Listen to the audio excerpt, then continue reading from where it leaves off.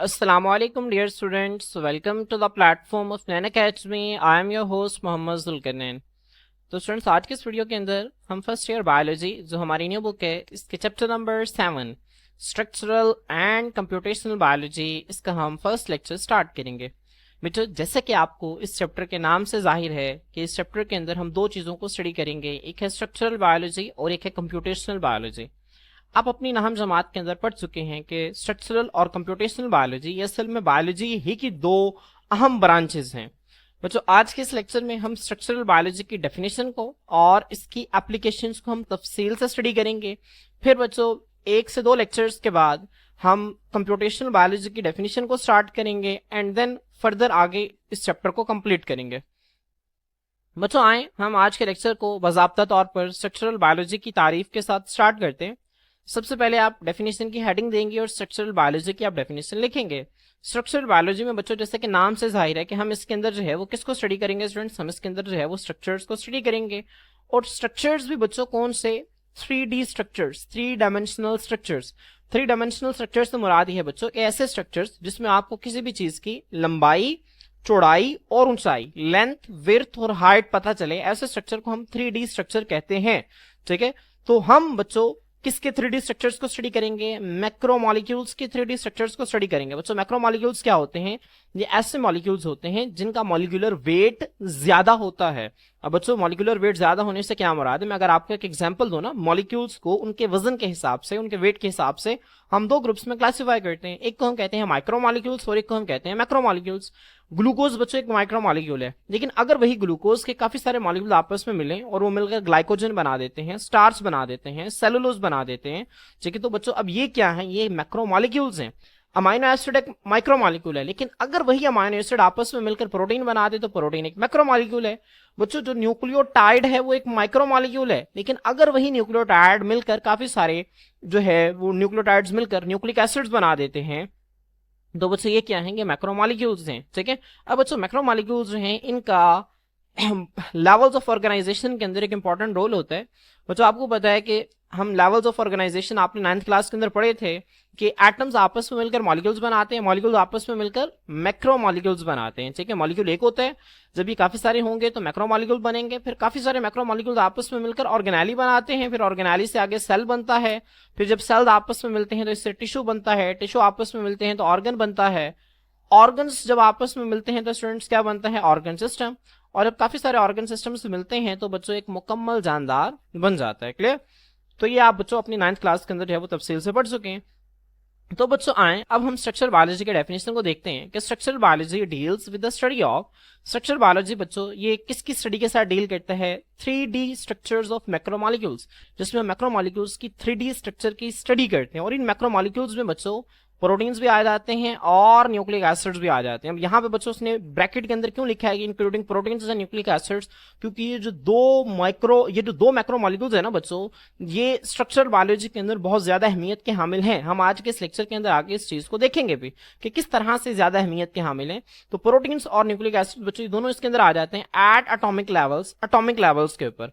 कि हमने बच्चों ये जो मैक्रोमोलिक्यूल्स हैं जिसमें प्रोटीन्स या न्यूक्लिक एसिड्स आते हैं, हमने इन मैक्रोमोलिक्यूल्स को एटम के लेवल के ऊपर जो है क्या करना है? स्टडी करना है। क्लियर? तो बच्चों ये इसकी डेफिनेशन है। उसके बाद इसकी सिग्निफिकेंस क्या हेडिंग देंगे, इसकी अहमियत क्या है बच्चों?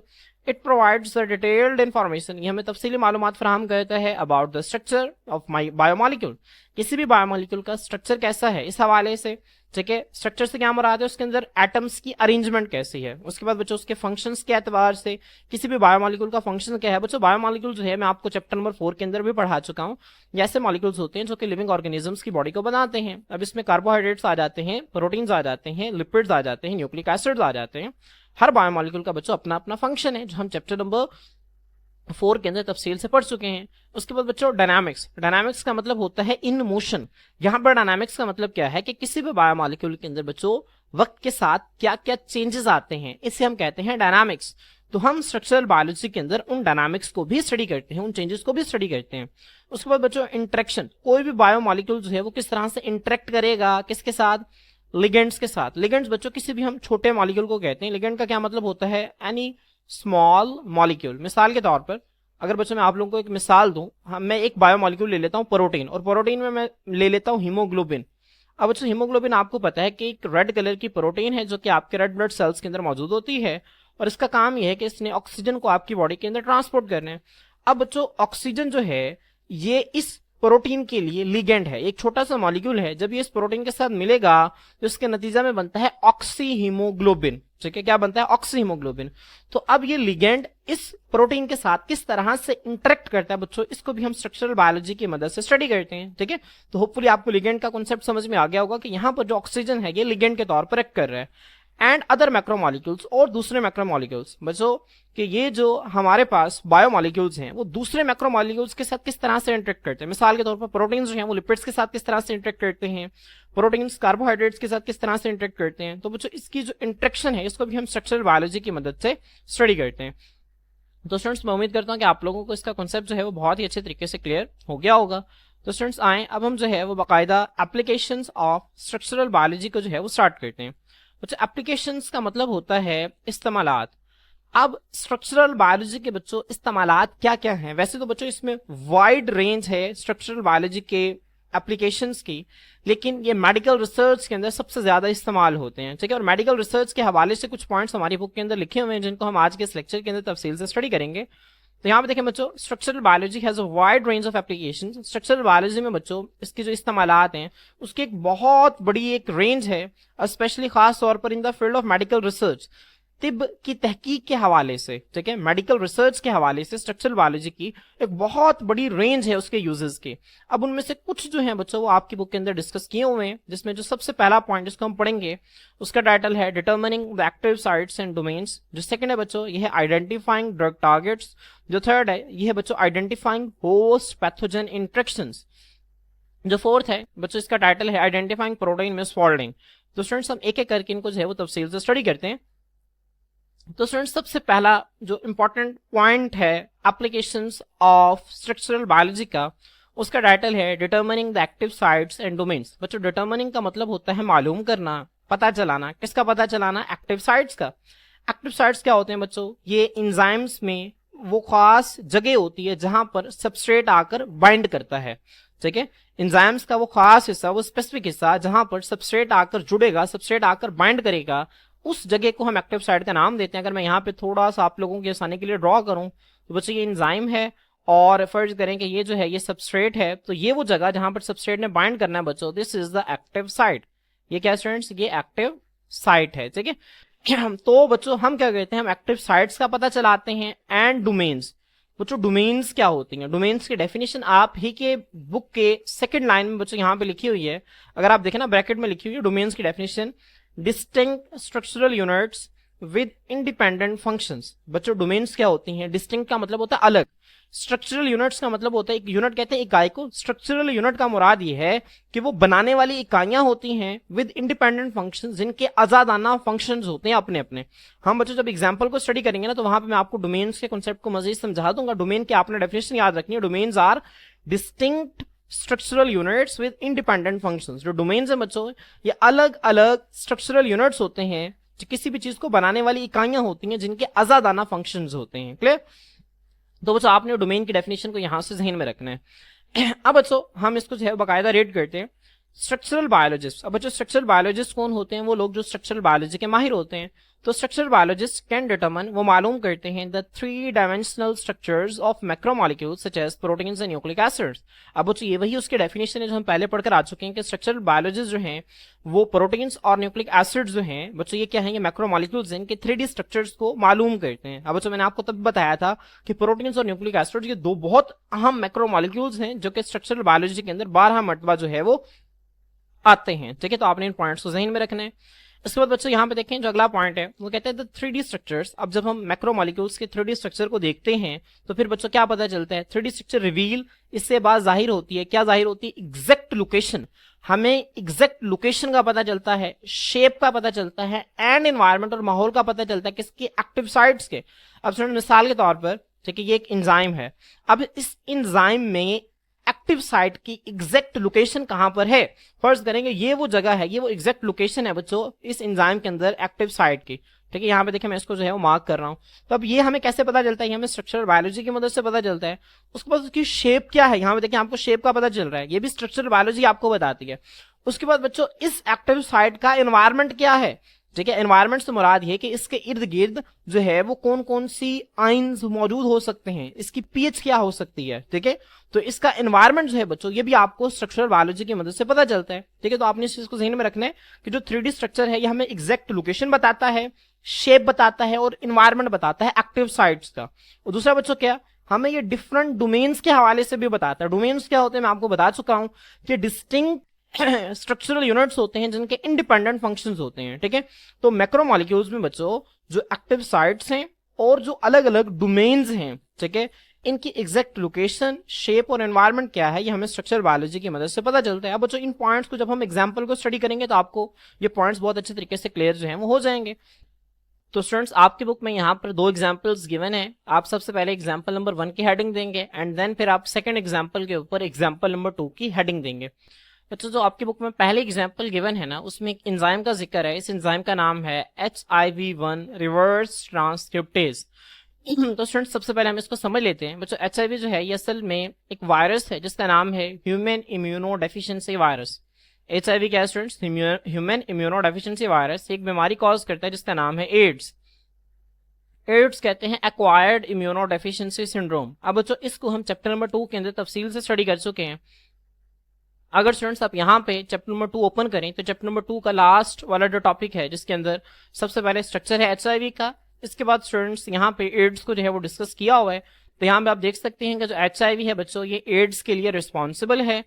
अब बच्चों ये HIV का स्ट्रक्चर जो कि आपकी स्क्रीन के ऊपर शो हो रहा है बहुत इंपॉर्टेंट HIV का स्ट्रक्चर, आपने इसको ध्यान से देखना है।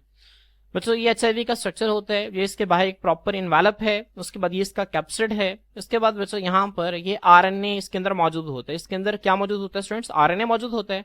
RNA के अलावा बच्चों यहाँ पर एक एंजाइम मौजूद होता है, इसका नाम है रिवर्स ट्रांसक्रिप्टेज। क्या है नाम स्टूडेंट्स, रिवर्स ट्रांसक्रिप्टेज। अब बच्चों रिवर्स ट्रांसक्रिप्टेज एंजाइम जो है ना इसका जो सबसे इंपॉर्टेंट फंक्शन है जो कि हमने चैप्टर नंबर 2 के अंदर भी पढ़ा था, आपने इसको जहन में रखना है। बच्चों जो रिवर्स ट्रांसक्रिप्टेज है ना ये रिवर्स ट्रांसक्रिप्शन करवाता है। रिवर्स ट्रांसक्रिप्शन से क्या मुराद है, सबसे पहले आपको पता होना चाहिए ट्रांसक्रिप्शन क्या होता है। बच्चों DNA से RNA का बनना इसे हम ट्रांसक्रिप्शन कहते हैं, ठीक है। और आप आगे आपको पता है कि RNA से प्रोटीन्स का बनना इसे हम ट्रांसलेशन कहते हैं। तो DNA से RNA का बनना है ट्रांसक्रिप्शन और RNA से प्रोटीन्स का बनना है ट्रांसलेशन कहलाता है।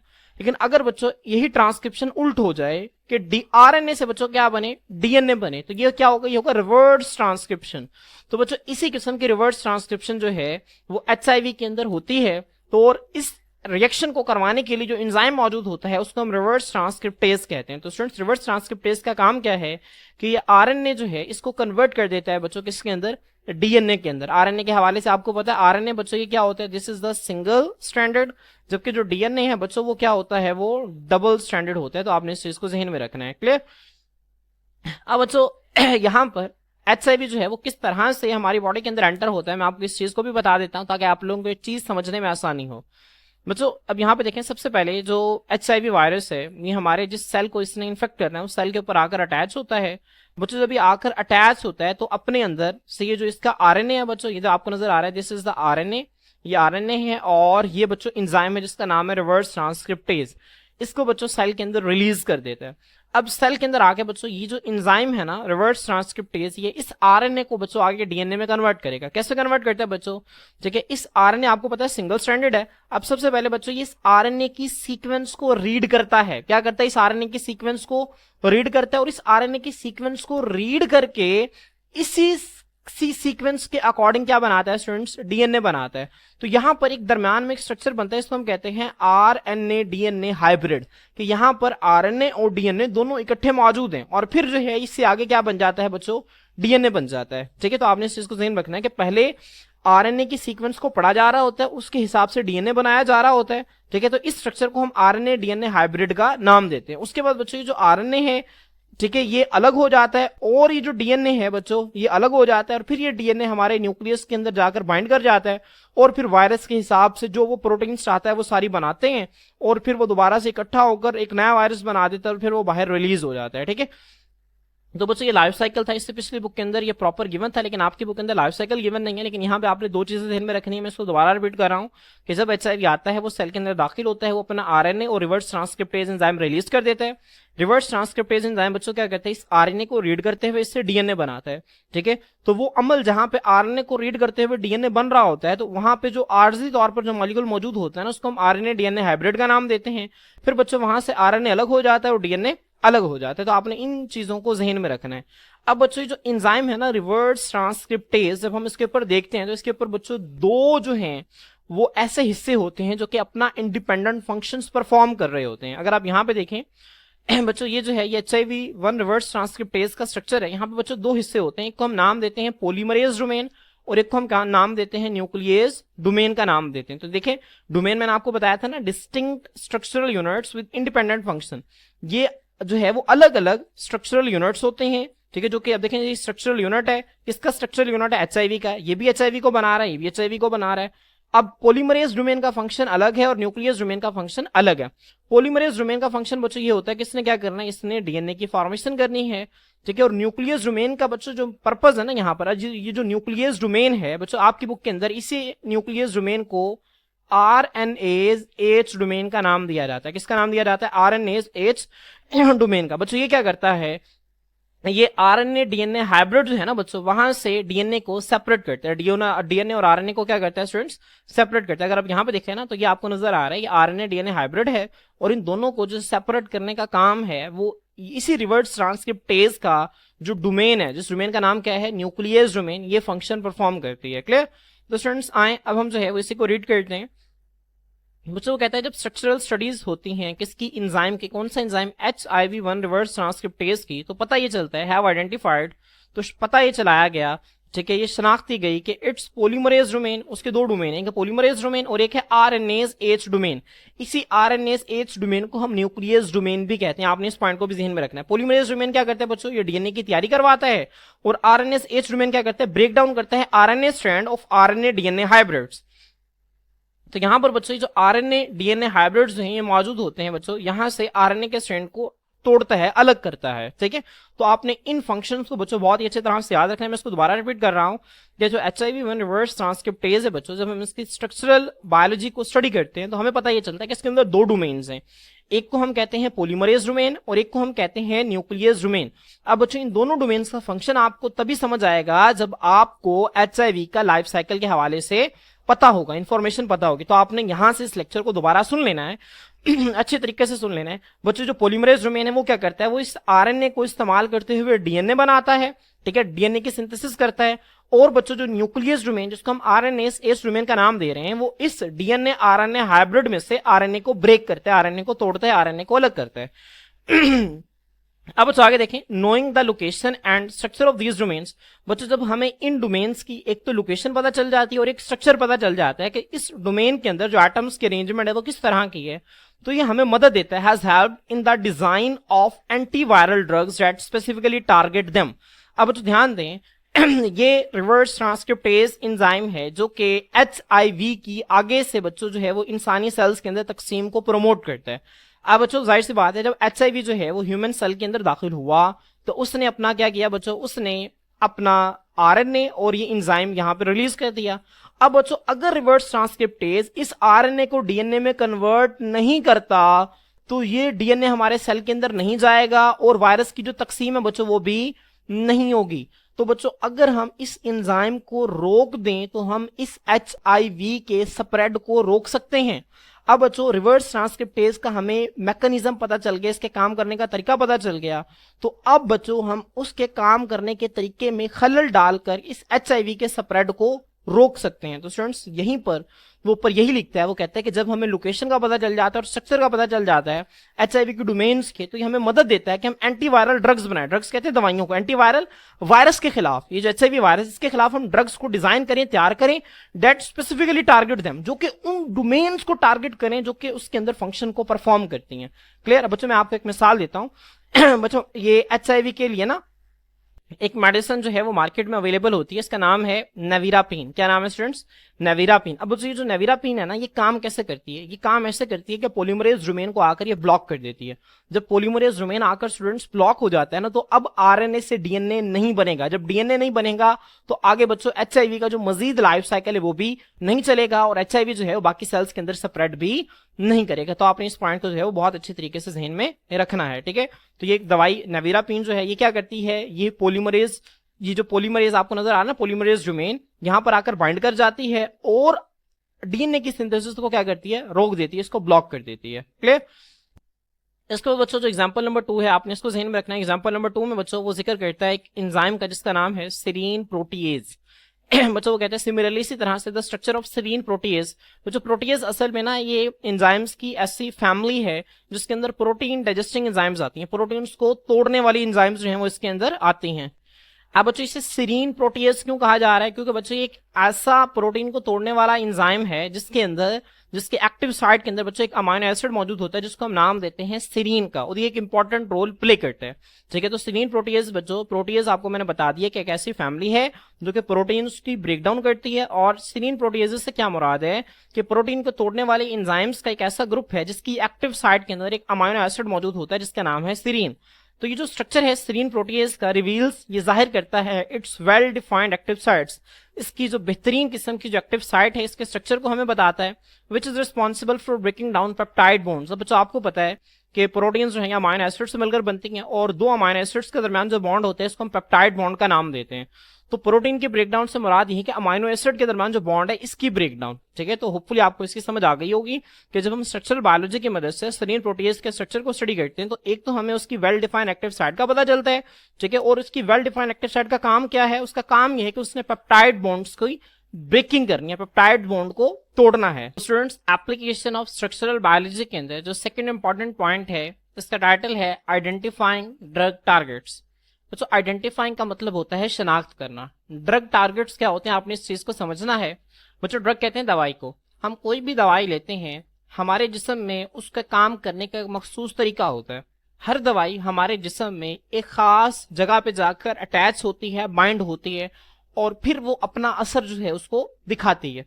तो हमारे जिस्म में वो खास हिस्सा, वो खास जगह जहां पर कोई भी दवाई जाकर बाइंड करती है तो हम उस जगह को ड्रग टारगेट का नाम देते हैं। किसका नाम देते हैं बच्चों? ड्रग टारगेट का नाम देते हैं। तो आपने इस चीज को जहन में रखना है।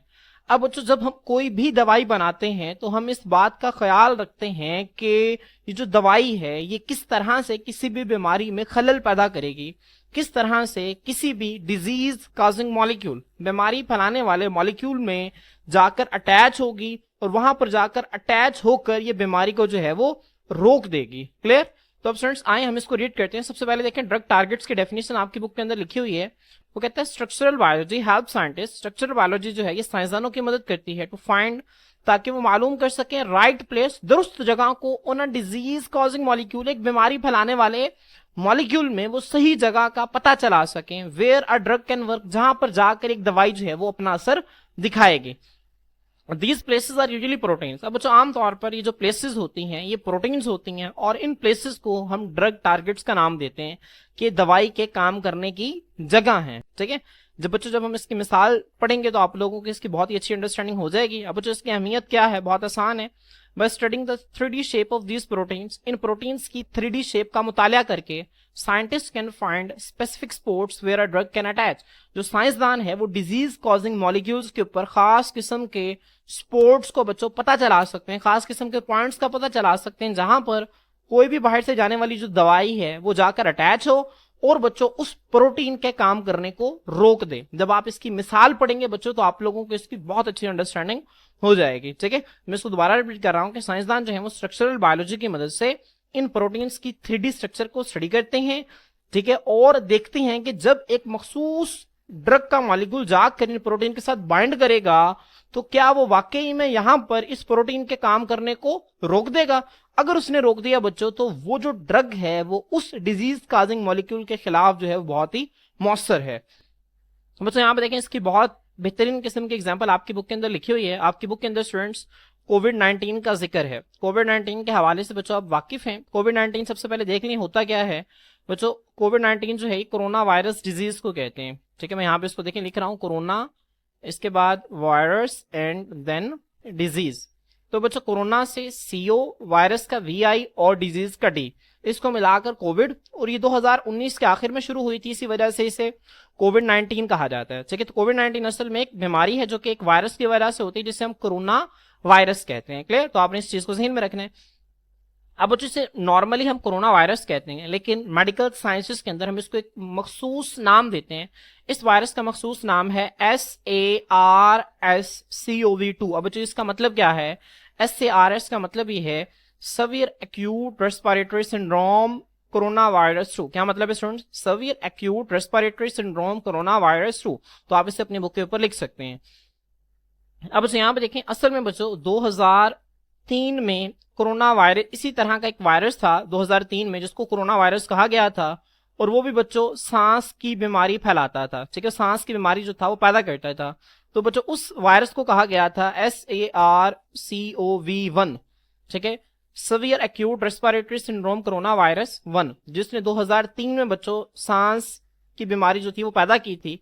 अब बच्चों इसी किस्म का एक वायरस जो था वो 2019 में देखा गया। ठीक है, जो कि बहुत बड़े पैमाने पर फैला, फिर जिसने बड़े पैमाने पर जो थी वो तबाही भी की, और लोगों की बड़ी अमवात में जो है बड़ी तादाद में लोगों की डेथ्स भी हुई 2019 में बच्चों। अब इस वायरस को नाम दिया गया SARS-CoV-2। ठीक है, क्योंकि ये उसी की किस्म का वायरस था, और ये पहला वायरस था जिसने 2003 में, और इसी किस्म का ये दूसरा वायरस है जो 2019 में सांस की बीमारियां पैदा कर रहा था। ठीक है, तो बच्चों आपने इस चीज को ध्यान रखना है कि कोरोना वायरस को मेडिकल साइंसेस के अंदर हम ज्यादा स्पेसिफिकली SARS-CoV-2 कहते हैं। तो आपने इस चीज को याद रखना है। तो यहाँ पे देखिए, Covid 19 scientist use structural biology, साइंसदानों ने बच्चों स्ट्रक्चरल बायोलॉजी इस्तेमाल की to study the spike proteins of the corona virus. अब बच्चों यहाँ पे देखें, मैं आपको कोरोना वायरस का अगर स्ट्रक्चर दिखाऊं ना, तो बच्चों आपको नजर आ रहा है कोरोना वायरस के ऊपर ये जो आपको, ठीक है, ताज नुमा एक स्ट्रक्चर नजर आ रहा है।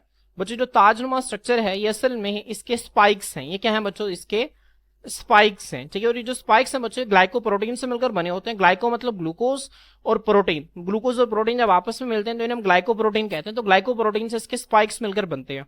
और बच्चों असल में यही स्पाइक्स जो हैं ये इसकी मदद करते हैं कि ये जो है वो ह्यूमन सेल्स के अंदर दाखिल हो। यहाँ पे देखें बच्चों, अब होता क्या है, जब ये सांस के जरिए जो वायरस है ये हमारे सांस की नालियों में आता है, तो वहां पे जाके बच्चे क्या करता है, ये देखें, ये फर्ज करें हमारी सेल की सेल मेम्ब्रेन है। अब सेल मेम्ब्रेन के ऊपर खास तरह के रिसेप्टर्स पड़े होते हैं। तो ये जो वायरस है ना, ये अपनी स्पाइक्स को इन रिसेप्टर्स के साथ आकर अटैच करेगा। स्टूडेंट्स आप यहाँ पे देख सकते हैं, ये वायरस ने अपनी स्पाइक्स को इन रिसेप्टर्स के साथ आकर अटैच किया। जैसे ही अटैच किया बच्चों, तो सेल मेम्ब्रेन ने क्या किया, सेल मेम्ब्रेन को लगा कि ये कोई चीज है जो कि सेल को चाहिए। तो सेल मेम्ब्रेन ने अंदर की तरफ एक फोल्ड बनाया, ये वायरस इसके अंदर आया, और सेल मेम्ब्रेन की फोल्डिंग के नतीजा में जो वायरस है बच्चों ये सेल के अंदर दाखिल हो गया। ठीक है, तो आपको समझ आ गई कि जो कोरोना वायरस है बच्चों ये हमारी बॉडी सेल्स के अंदर किस तरह से दाखिल होता है। इसमें इसके जो स्पाइक्स है ना, ठीक है, इनका बहुत इंपॉर्टेंट रोल होता है। तो यहाँ पे देखें बच्चों, यही लिखा हुआ है, वो कहते हैं कोविड 19 में साइंटिस्ट ने स्ट्रक्चरल बायोलॉजी को यूज किया ताकि वो स्पाइक प्रोटीन को स्टडी कर सके कोरोना वायरस की। अब this protein helps the virus. अब बच्चों जो प्रोटीन है ये वायरस की मदद करता है टू एंटर ह्यूमन सेल्स, कि वो इंसानी सेल्स में दाखिल हो सके। Bye knowing it's 3D structure, उसके 3D स्ट्रक्चर को जानकर, मालूम करके, scientist identified it as a drug target.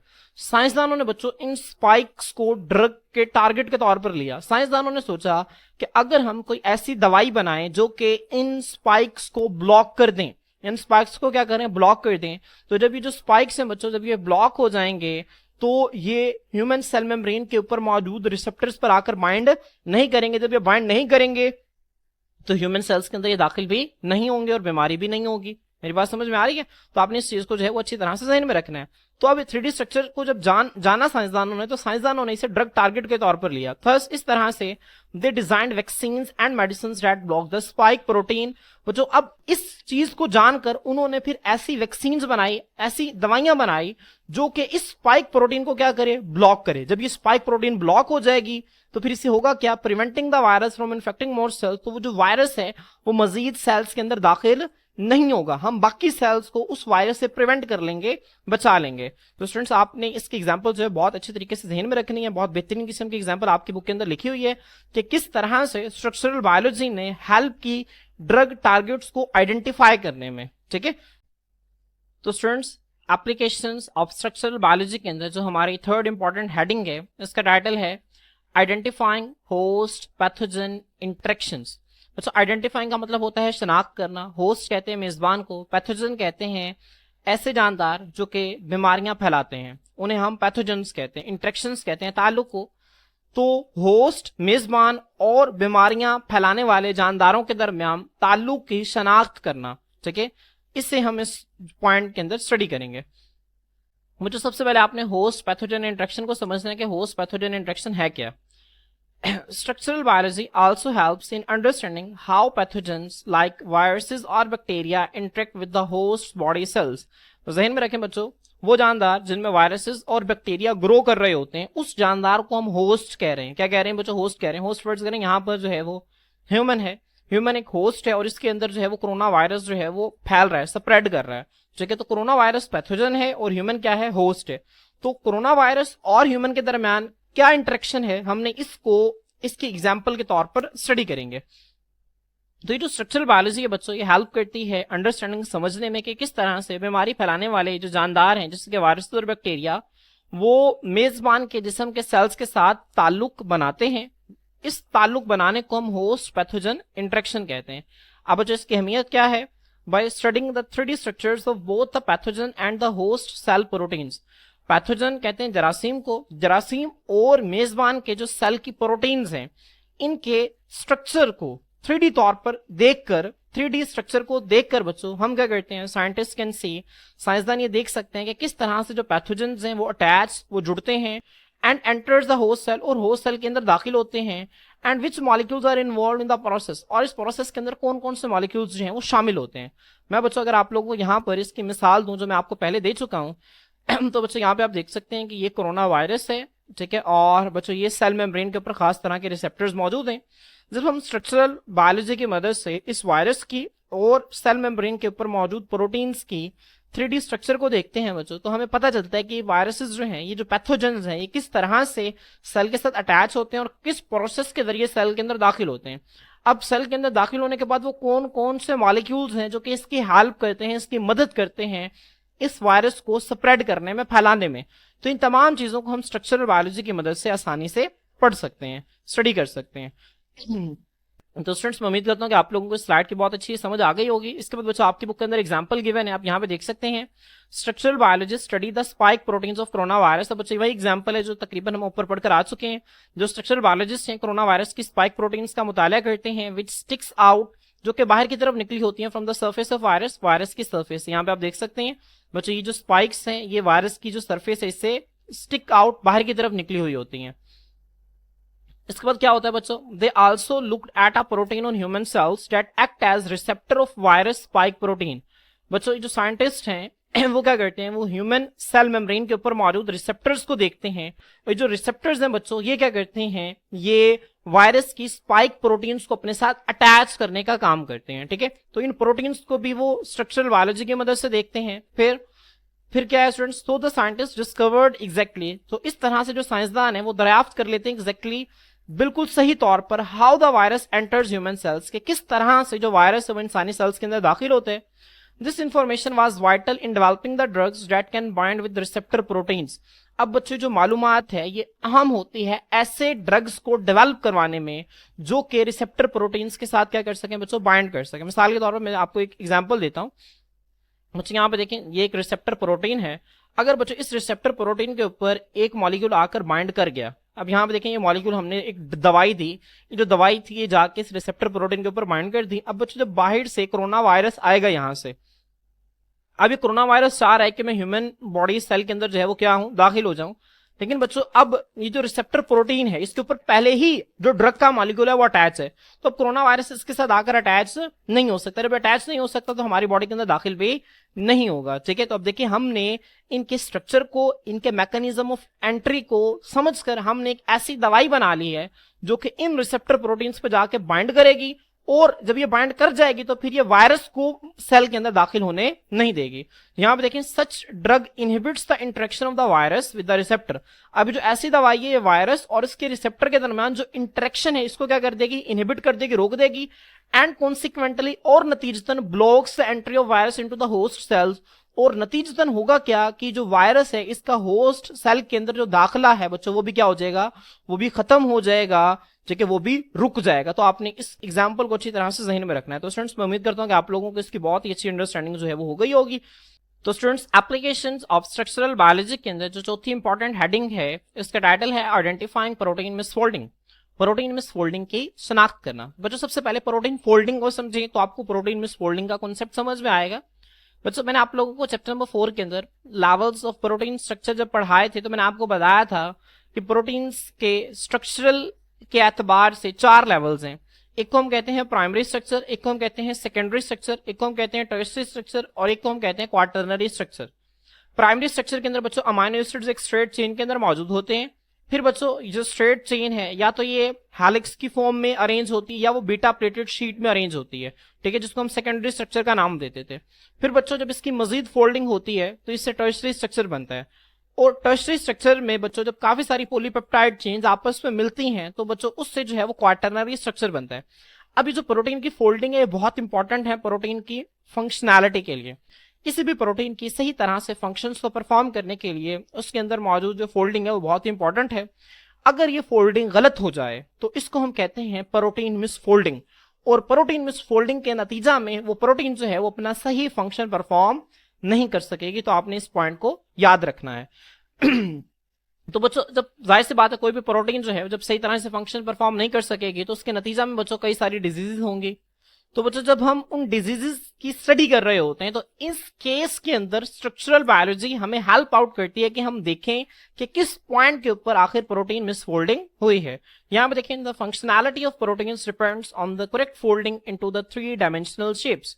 बच्चों जो फंक्शनैलिटी है ना प्रोटीन्स की ये 3 डायमेंशनल शेप्स के अंदर प्रोटीन की सही फोल्डिंग के ऊपर डिपेंड करती है।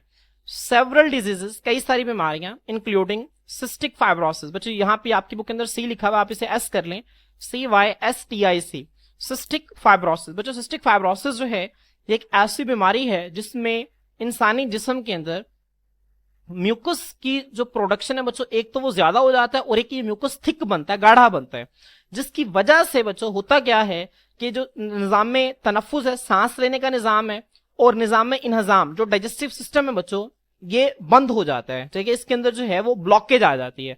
क्योंकि जो म्यूकस है बच्चों ये रेस्पिरेटरी सिस्टम के अंदर भी मौजूद होता है, हमारी सांस की नालियों में भी मौजूद होता है, और जो हमारी खुराक की नाली है इसके अंदर भी मौजूद होता है।